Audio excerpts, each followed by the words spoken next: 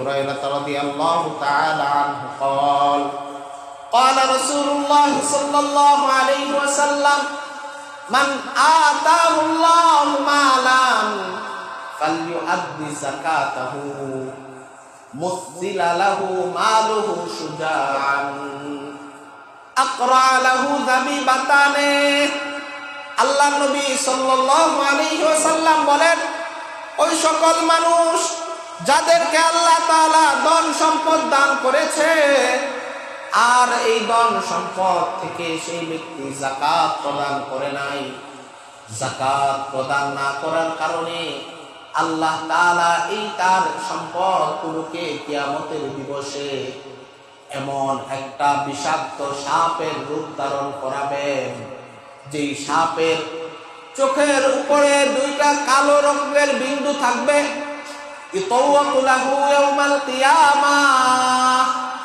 এই সাপটা কিয়ামতের দিন তার গলায় বেড়ি শুরু করে দেওয়া হবে।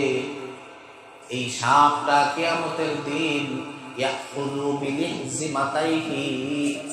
এই বিষাক্ত সাপটা যেটা তার গলায় বেড়ি শুরু করিয়ে দেওয়া হবে, এই সাপটা কিয়ামতের দিন তার চোয়ালের মধ্যে কামড় মারতে থাকবে, তার গালের মধ্যে কামড়িয়ে ধরবে, কামড়িয়ে ধরবে ধরবে, আর এই তার দুনিয়ার এই সম্পদগুলো সেই দিন বিষাক্ত সাপের রূপ ধারণ করে তাকে বলতে থাকবে, ক্বালু আনা মালুন ওয়া আনা কানজুন।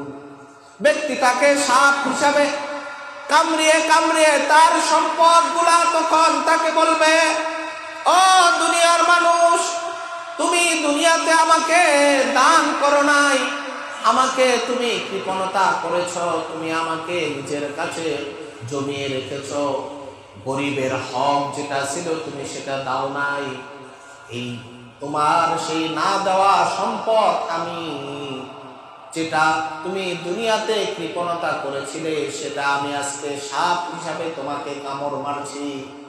আমি হলাম তোমার সেই সম্পদ, আমি হলাম তোমার সেই জমানো ধন। এই কথা এই বিষাক্ত সাপে বলতে থাকবে। কত কঠিন কথা! আপনার এই সম্পদ আপনার জন্য সেই দিন কাল হয়ে দাঁড়াবে, আপনার জন্য না দুজকের কারণ হবে, জাহান্নামের কারণ হবে। এই জন্য ভাইরা আমার, এটা গরিবের হক, এটা আমি আর আপনি রাখার কোনো যুক্তিকতা নাই। আল্লাহ কত বেশি চেয়েছেন না, অল্প চেয়েছেন আপনার থেকে, শতে মাত্র 2.5%, বাকি 97.5% আপনার জন্য। এই টাকাটাই এরকম যেটা আপনার কোনো প্রয়োজন পড়ে না, আপনি জমিয়ে রেখেছেন। দেখেন, যদি আল্লাহ বলতেন যে তোমার হাড় ভাঙা পরিশ্রমের টাকা থেকে তুমি দিবা, এটা আপনারা বলতে পারতেন যে এই টাকা আমি কেন দিব। এটা আপনার হাড় ভাঙা পরিশ্রম না, এই টাকাটা আপনার জমানো, আপনার লাগে না, আপনার উদ্ধৃত টাকা, এখান থেকে সামান্য পরিমাণ আল্লাহ দিতে বলেছেন।